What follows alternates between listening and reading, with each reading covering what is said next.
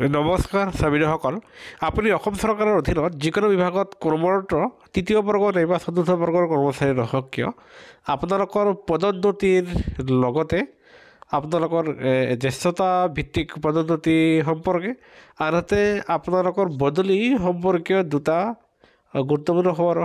প্ৰকাশ পাইছে আপোনাৰ বদলি আৰু পদোন্নতিৰ ভিত্তিত যেটা আপোনালোকে জনাটো অত্যন্ত জৰুৰী কাৰণে আপোনালোকে ভিডিঅ'টো সম্পূৰ্ণ চাব আনহাতে নতুনকৈ অহা শ্ৰাৱণসকলে কৰ্মচাৰী পেঞ্চনৰ প্ৰতিটো শেহতীয়া খবৰৰ বাবে আমাৰ চেনেলটো লাইক এটা দি ছাবস্ক্ৰাইব কৰিবলৈ নাপাহৰিব আৰু সেয়েহে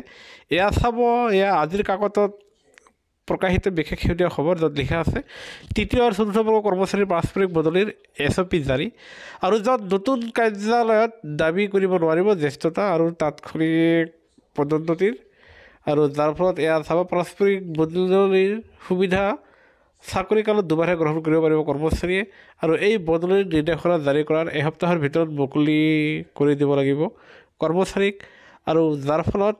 আপোনালোকে এয়া চাব যে য'ত লিখা আছে ৰাজ্য চৰকাৰৰ একে বিভাগৰ তৃতীয় আৰু চতুৰ্থ বৰ্গৰ কৰ্মচাৰীসকলৰ মাজত পাৰস্পৰিক বদলিৰ বাবে নতুন মানসম্পন্ন কাৰ্য পৰিচালনা বিধি SOP জাৰি কৰা হৈছে আৰু সেই অনুসৰি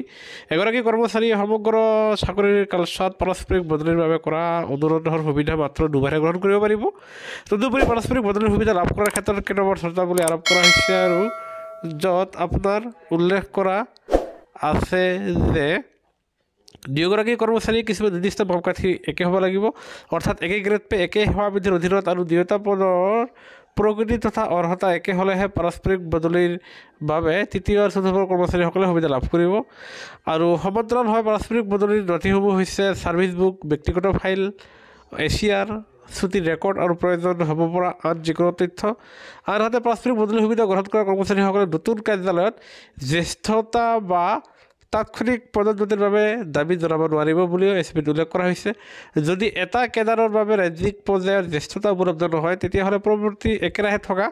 নিযুক্তি বৰ্ষৰ ওপৰত একে বৰ্ষৰ কেডাৰ উপলব্ধ হোৱা সাপেক্ষেহে নতুন কাৰ্যালয়ত জ্যেষ্ঠতা নিৰ্ধাৰণ কৰা হ'ব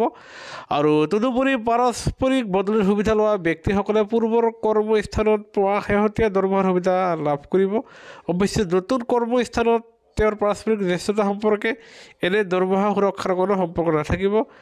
আৰু পাৰস্পৰিক বদলি কাৰ্যকৰী হ'লে ভৱিষ্যতে দৰমহা সমতা জ্যেষ্ঠতা পদোন্নতি আৰু অন্যান্য সদৃশ বিষয়জড়িত দাবী বা আপত্তি সম্বন্ধীয় বিভ্ৰান্তি এৰাই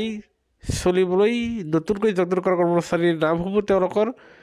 যোগদানৰ তাৰিখত এটি মন্তব্যৰ সৈতে চকুত পৰাকৈ উল্লেখ কৰি সংশ্লিষ্ট প্ৰতিষ্ঠানসমূহে নিৰ্দিষ্ট গ্ৰেজুৱেশ্যন তালিকা বা পাৰস্পৰিক জ্যেষ্ঠতা তালিকা উন্নীত কৰিব আনহাতে পাৰস্পৰিক বদলিৰ ক্ষেত্ৰত আন কেইটামান চৰ্ত আৰোপ কৰা হৈছে সেই অনুসৰি বদলিৰ নিৰ্দেশনা জাৰি কৰা তাৰিখৰ পৰা 7 দিনৰ ভিতৰত নিয়ন্ত্ৰণ প্ৰাধিকাৰীয়ে বদলি হোৱা কৰ্মচাৰীগৰাকীক মুকলি কৰি দিব লাগিব আৰু কৰ্মচাৰীগৰাকীয়ে যোগদান কৰা প্ৰতিষ্ঠানৰ দ্বাৰা নিৰ্ধাৰিত ডিফল্ট যোগদানৰ সময় অনুসৰি বদলি হোৱা কৰ্মচাৰীৰ যোগদানৰ সময় নিৰ্ধাৰণ কৰা হ'ব পাৰস্পৰিক বদলিৰ বাবে কৰ্মচাৰীসকলক কোনো ভ্ৰমণ মানচ আৰু বৰ্গীয় মানচ প্ৰদান কৰা নহ'ব বুলিও SOPত উল্লেখ কৰা হৈছে আৰু এয়া আপোনালোকৰ কাৰণে বিশেষ বদলি আৰু পদোন্নতি সম্পৰ্কীয় খবৰ প্ৰকাশ কৰা আমি লৈ আহিছোঁ ভিডিঅ'টো চাওঁ ধন্যবাদ জয় অসম।